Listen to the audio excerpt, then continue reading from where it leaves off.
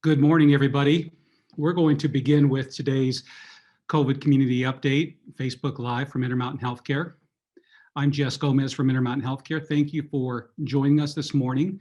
I'm joined this morning by Dr. Brandon Webb, who is an Intermountain Healthcare infectious disease physician. And we're going to talk a little bit about what is happening with COVID cases here in the state of Utah, as well as hospitalization impact, and take questions from both the public and from reporters on current developments, and try to provide an update as much as possible. Brandon, good morning.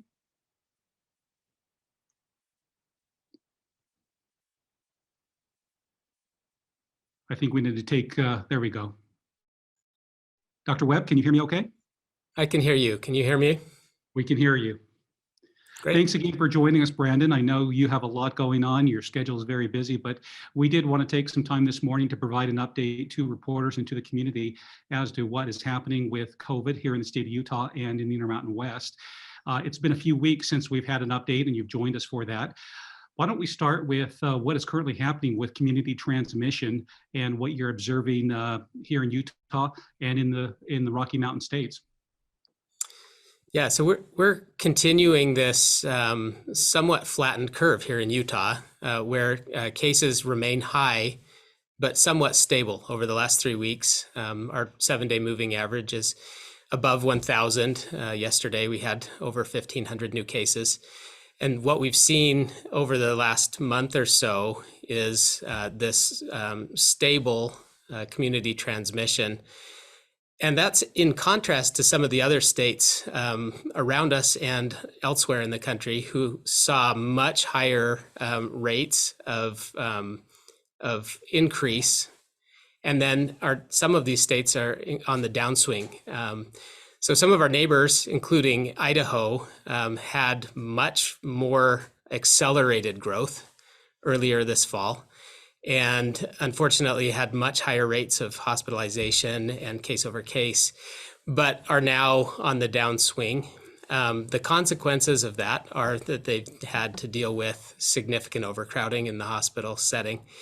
In Utah, we've been fortunate to be able to manage that to some degree with flattening this, but I think that we're watching the trends really closely because just, our neighbors just to the east of us in Colorado are seeing a significant upswing. In fact, they are right now having to enact measures to prevent overwhelming the healthcare system.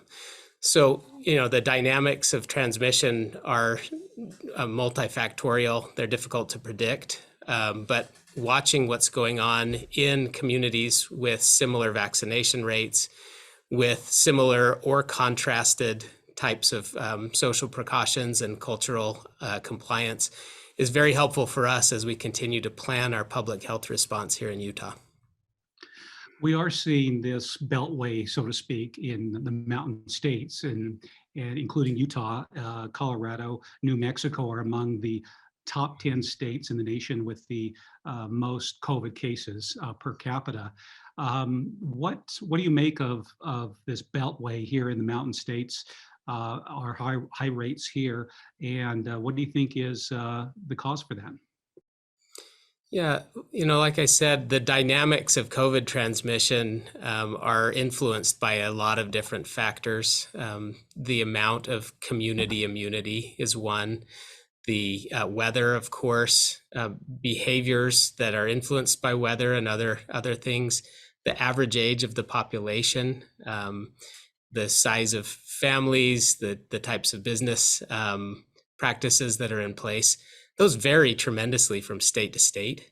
And right now, like we saw in the spring of 2020, we're actually seeing an east to west shift in the surge. And just like we saw in the spring of 2020, where the eastern communities were hit hardest to begin with, and then the trend shifted slowly west, we're seeing that again. And right now, like you mentioned, in the Intermountain West and the Rocky Mountain region, the case transmission is highest here compared to anywhere else in the country. What's your assessment now where we are here in Utah with our current caseload, our hospitalization volumes, and as we are heading into the winter cold months? What's your assessment, and what are your concerns as we head into winter? Well, even though that I use the word stable, even though the epidemiologic curve is not accelerating, we're not in a good place going into the winter months right now. Our case transmission is still high throughout the state. And for November, going into the winter months where we expect to have higher rates, and especially going into the holidays, we're starting out in a place that doesn't give us a lot of confidence. And similarly with the healthcare resources that are right now still saturated, we're going into the winter months without any leeway. There's no room for error. So we're grateful that we haven't surged to the degree that we've seen in some of the other states. But at the same time, our steady state right now over the last few weeks is still too high to be comfortable. As we start heading into the winter months and the holiday season, what concerns do you have as a physician and as an infectious diseases specialist, as you're kind of watching where we're at and maybe where we're heading, and compare that to last year as we did continue to climb into the winter months and then we peaked in December and January. What are your thoughts and concerns as we head into this holiday period of time?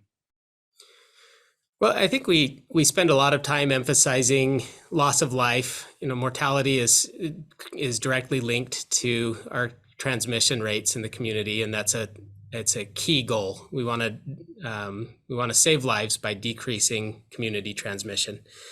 The other thing that we talk a lot about is hospitalization rate, and of course, we on a patient by patient level want to do everything we can to prevent hospitalization. What we don't talk about as much is the capacity to care for patients with all types of diseases, our overall capacity to access healthcare at the state level. And right now, especially in the younger populations, but not unique to the younger populations, we're seeing a very early respiratory viral season here in Utah. And that's been borne out at Primary Children's Hospital, where their inpatient admission rates are at peak for winter volumes. We usually don't see these types of volumes until much later in the winter, when traditionally RSV hits its peak.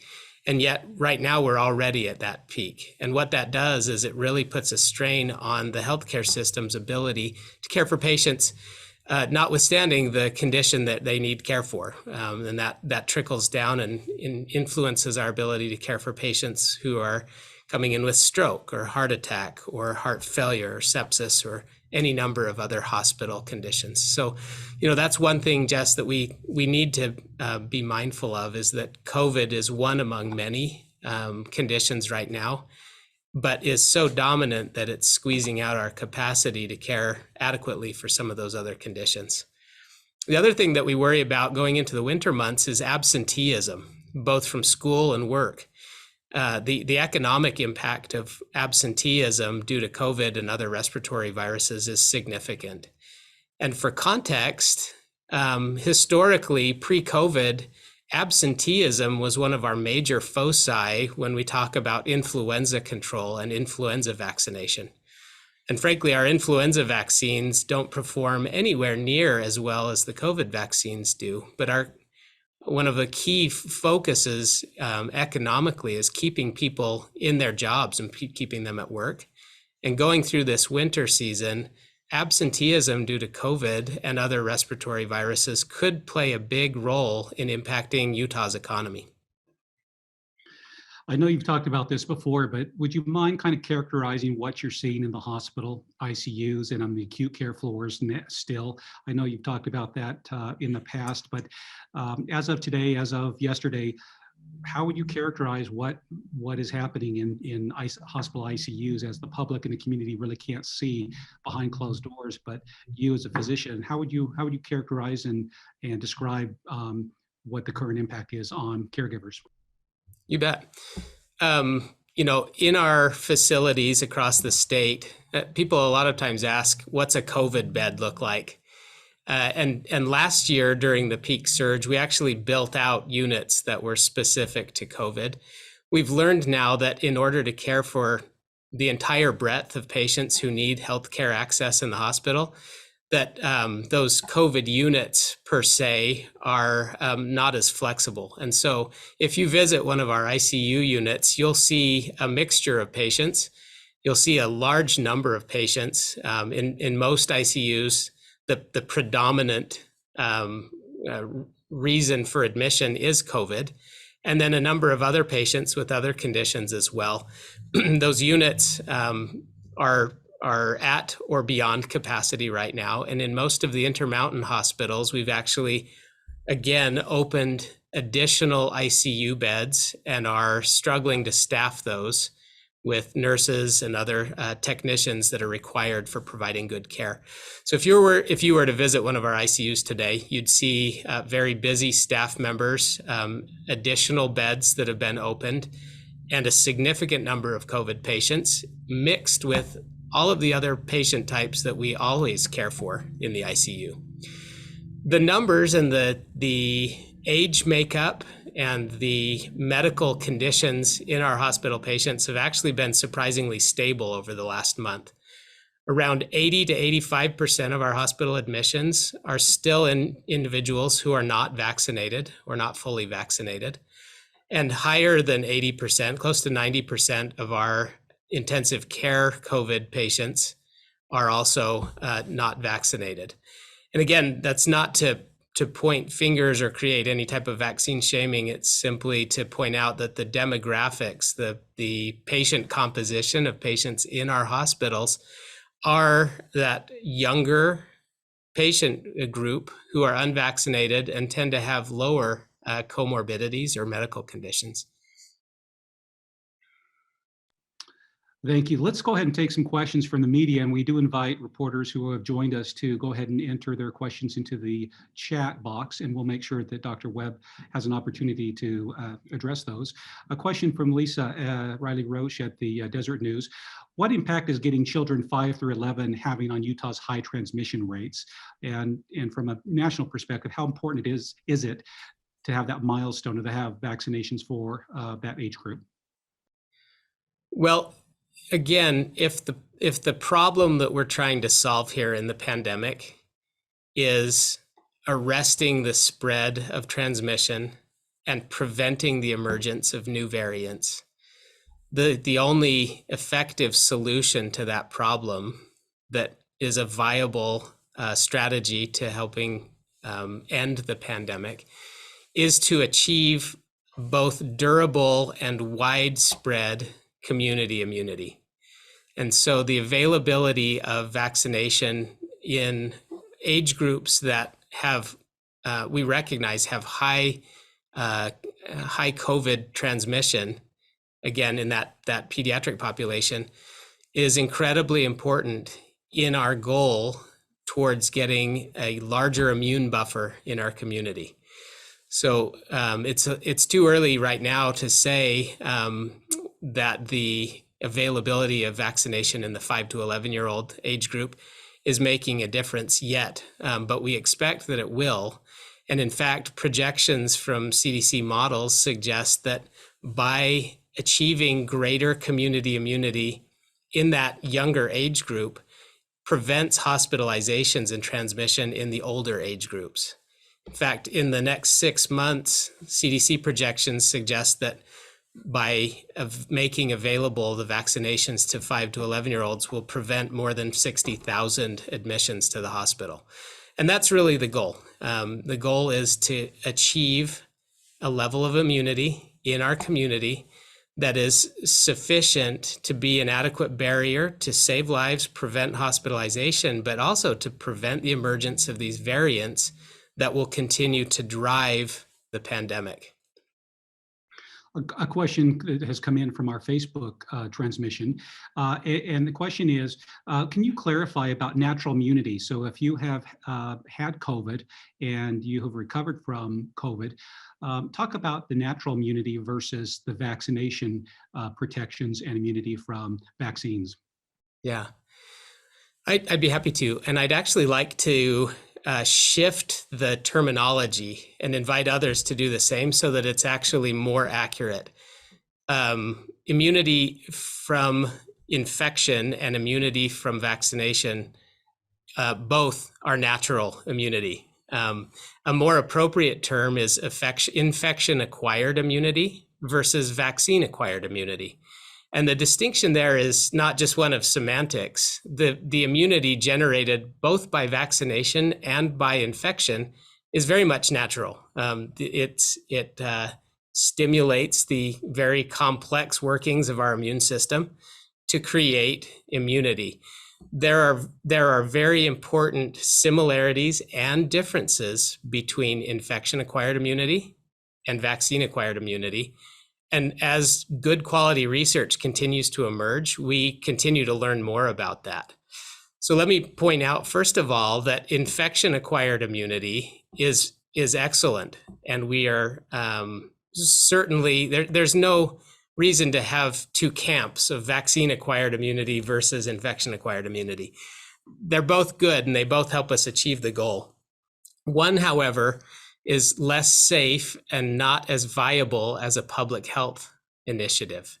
And I'll speak to that for just a minute. What we've learned from several very recent studies is that, for example, in patients who have had an infection in the last 3 to 6 months compared to patients who had vaccination in the last 3 to 6 months, the protection against severe COVID requiring hospitalization is greater in those who have vaccine-acquired immunity.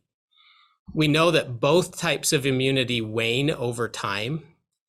And so what we also have recognized from an excellent study done in Israel is that if your infection was 6 to 12 months ago and your vaccination was 6 to 12 months ago, the infection-acquired immunity may actually be stronger at preventing cases of COVID.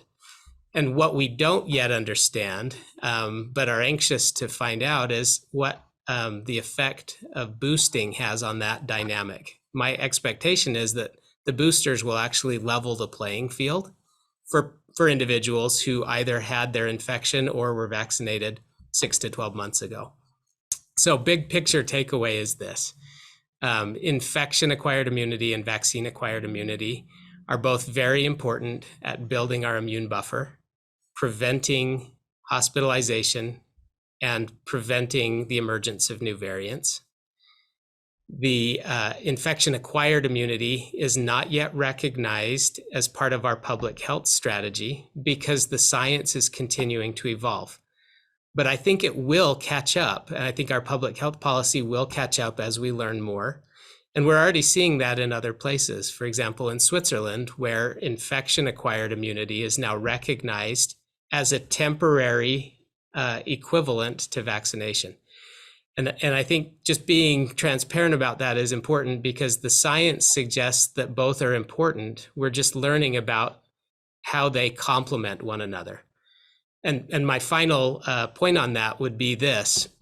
All of the available research right now indicates that the best possible scenario is for individuals who've had COVID, survived, and are then vaccinated with at least one dose. Those individuals have longer lasting, greater breadth, and more durable immunity, even than individuals who had natural immunity from vaccination or from infection alone.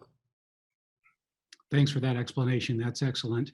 A question from Ashley Imlay at the KSL.com. She said, why is it that the respiratory virus peak is hitting this early? You mentioned that Primary Children's is already seeing volumes that are normally associated with peak winter months.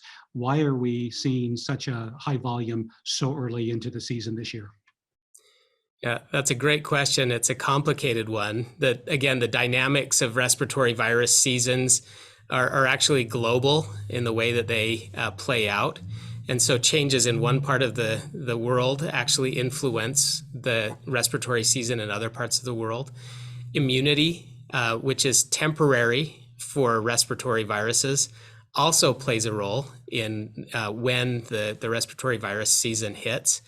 And because of the big changes that we had last year with mask wearing, distancing, and other things, we were lucky not to have the burden of respiratory viruses besides COVID playing a big role. This year, in contrast, with the lower emphasis on mask wearing in public schools and other locations, we are seeing a much higher rate of other respiratory viruses, including the croup viruses and RSV. And we expect that as influenza emerges, that we'll see much higher rates of influenza this year as well. One of the things you're looking at is the emergence of antivirals. We are actually looking at Pfizer, looking at a pill form of antiviral. What is on the horizon that you're hearing about that is promising or should get people excited or that we should be aware of? Well, we are excited about the emergence of oral antivirals. Right now, we are treating as many patients as we possibly can with intravenous antivirals, monoclonal antibodies to be exact. And we have seen that within a limited scope of those highest risk patients where we can deliver those, we are seeing reduced hospitalizations and lives saved. So antivirals clearly are an important part of our strategy. The logistics of delivering monoclonal antibodies have been terribly challenging. We're not able to deliver those on the scale that we would like to. And we look at oral antivirals as a significant and very important addition to our toolbox because it's so much easier to give patients an oral antiviral agent than it is to schedule them for infusion at a location that's trying to serve other patients and manage the infection control issues that come with that. Right now, we're delighted to see good quality randomized controlled trial data from oral antivirals suggesting that like monoclonal antibodies, like remdesivir, when given early, they are very effective at preventing hospitalization. And we expect that as we get more sample size, we'll also confirm that they're effective at saving lives as well. The two that have been in the news recently are two agents, one which is manufactured by Merck and the other one manufactured by Pfizer. Both of the agents have slightly different mechanisms of action and different side effect profiles and interactions with other medications. So both of those agents will need to be carefully administered. Both of them have been studied in high-risk populations where hospitalization is more common. And I expect that as the FDA makes a determination about emergency authorization for these two drugs, that they will be authorized initially in a very similar population to what we're seeing with the monoclonal antibodies. Again, a higher risk population. And that's partially because that's what was studied, and also partially because there will be limited availability to begin with. We know with the Merck agent, molnupiravir, that Merck is manufacturing as many courses as they can, and that the US government has already pre-purchased nearly 2 million courses, which, if focused on that high-risk population, would be enough to last about 2 months with our current transmission rate. So it won't be unlimited. We expect to hear from the FDA on molnupiravir, the Merck agent, on November 30th. And we know that the Pfizer agent has also been submitted for consideration. We don't expect to hear from the FDA on that until probably December. So we do expect that the Merck agent, molnupiravir, will be the first to become available. It will be initially allocated to state health departments under the same program that's been put in place by the Department of Health and Human Services. And it will initially, again, be focused on patients who are at the highest risk of hospitalization. But we're very excited about them. We expect that they will be a very important means of reducing hospitalization. And the current randomized controlled trial data suggests that with those two oral agents, and frankly with the monoclonals as well, that we will see about the same benefit. So one hospitalization prevented for every 15 to 20 people treated.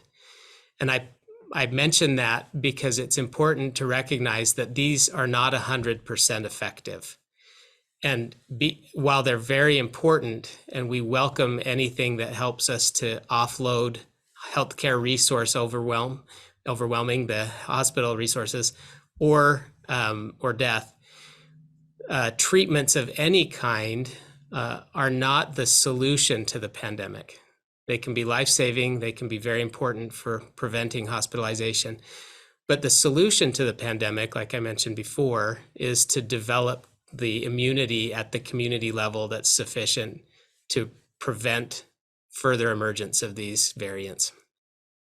Along those lines, Erin from Fox News has a question that ties into that. She says, is there a sort of a reverse critical mass where we suddenly reach community immunity levels, either vax acquired or infection acquired, and transmission sharply drops? Or does transmission gradually peter out as more and more people are immune? Do we ever reach that point, or what from an epidemiological standpoint, what does that look like?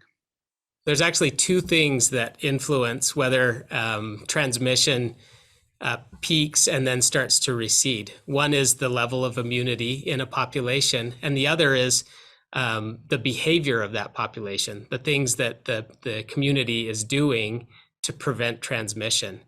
The more preventive measures a population enacts, the lower the amount of community immunity that's necessary to reverse that effective transmission number, so that our cases become lower than higher, so they start going down. So, for example, in states where there was very little preventive behavior, we saw a very rapid increase in case counts over the last spring and summer months. And as that very rapid acceleration took place, hospitals very quickly became overwhelmed. The mortality rate in some of those states was 3 times higher than we've seen in other states.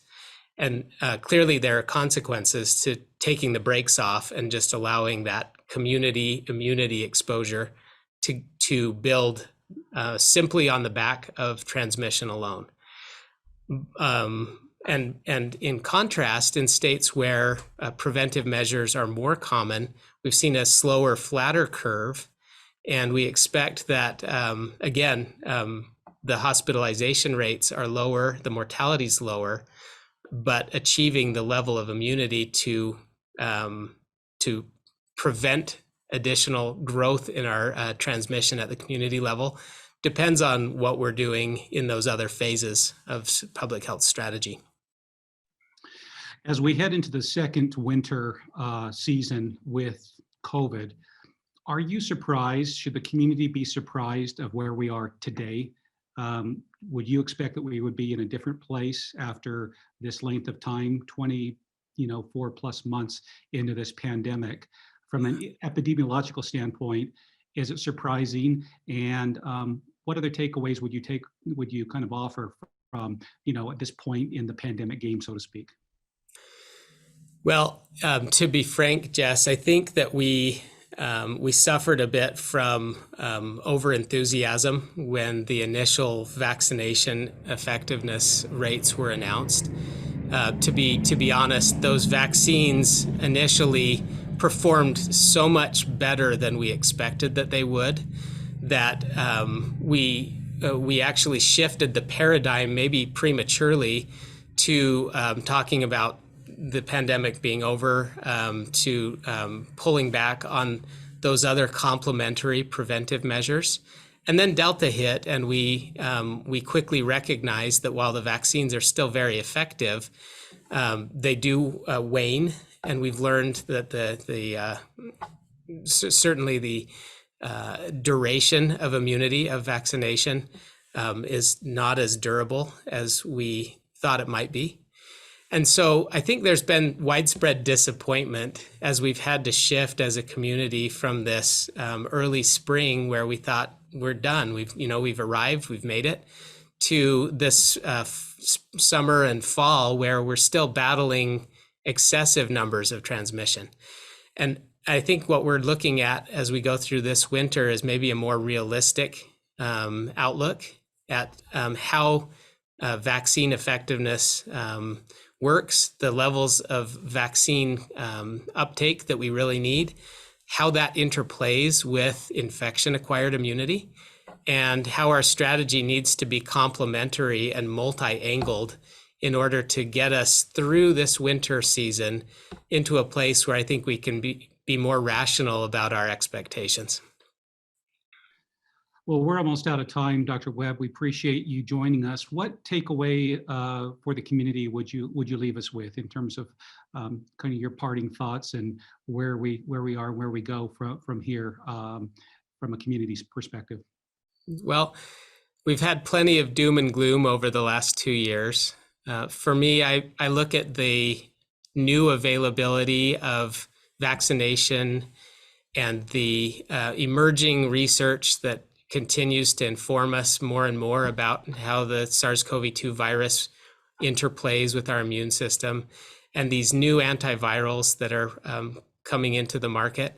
I look at all of those as very important tools in our toolbox, and don't want to discount, again, the importance of ongoing preventive measures, taking personal responsibility for not exposing others, staying home when we're sick, getting tested early at first symptom onset, recognizing that there's tremendous overlap in the symptoms of COVID with other respiratory viruses. And so, again, not simply saying, well, this feels like a cold. COVID can start with cold symptoms as well.